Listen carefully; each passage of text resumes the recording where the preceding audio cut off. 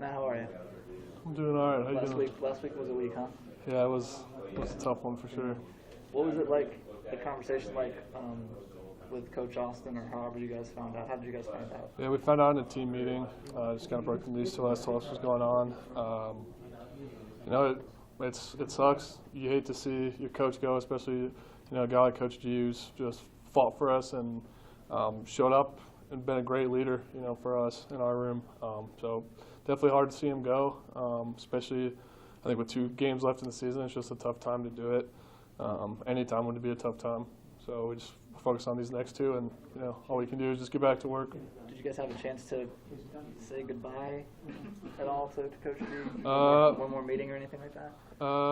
He was out of here pretty quick, but we got a chance to talk to him a little bit, and like on the phone, and just kind of tell him what he meant to us and appreciate all he's done for us, and kind of just hope he moves on and finds somewhere that's a good fit for him and his family. What did he mean to you personally? Yeah, Coach G meant everything to me. I mean, after my freshman season, we lost Coach Cav, who recruited me, and probably like some of these young guys, I had no clue what was next.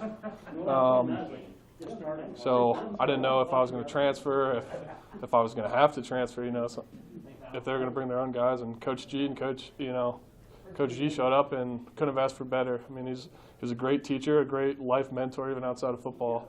And just really appreciative that I got the chance to play for him and learn from him. And definitely looking forward to keeping that relationship going for a long time. But he's always fought for me. I mean, I'm one of those guys who was a backup for a lot of my career, and I don't think without Coach D, I don't think I'd still be here. I mean, it's probably the reason I came back this year, him and the guys in the room, and so it means a lot to me. How much, I guess, before all this happened, how much contact you guys have with Frank Verducci, and kind of how has he kind of taken over, I guess, the last week or so? Yeah, so he's been our analyst, and he's done a great job at it, and really him and G kind of work together to kind of make our schemes happen and things like that. So they worked pretty closely together, and obviously I've been here a while. I've built a good relationship with him, so it's a different dynamic now that he's kind of taken charge compared to Coach G. But nothing much has changed for us. Same scheme, same guys in the room. We're just back to work and kind of doing what we can right now to just get ready for Wisconsin.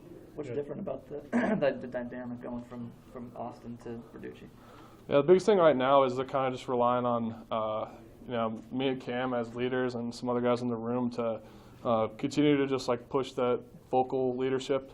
Coach V obviously as an analyst hasn't been able to be that vocal guy, so he's stepping into a position that he's been in the past. He's a very seasoned vet in the coaching world, but he's been in that analyst position for a while. So really just working together to get the game plan in, make sure we're all on the same page, and make sure we're hitting on all cylinders come game day.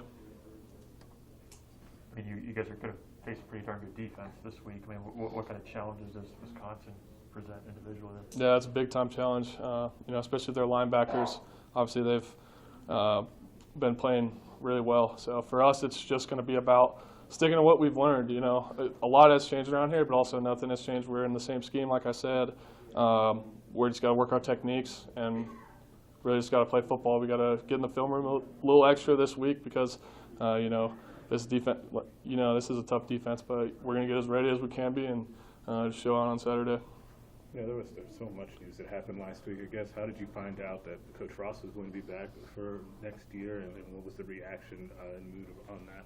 Yeah, I mean, it was all in the team room. We kind of heard the whole situation that was going down, and obviously for us, just tough to hear our Coach G is gone, and I think that was just tough news for everyone.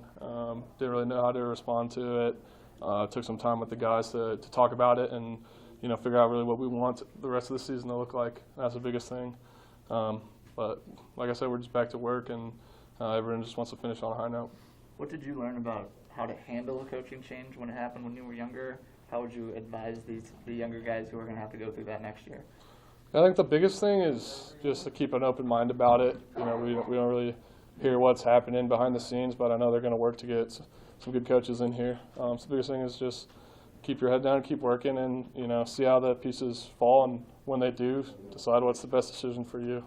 For me, that was sticking around here, working to finish out my degree and then sticking around so I could end up playing this year. So. Thanksgiving's next week. Do you have a favorite Thanksgiving food?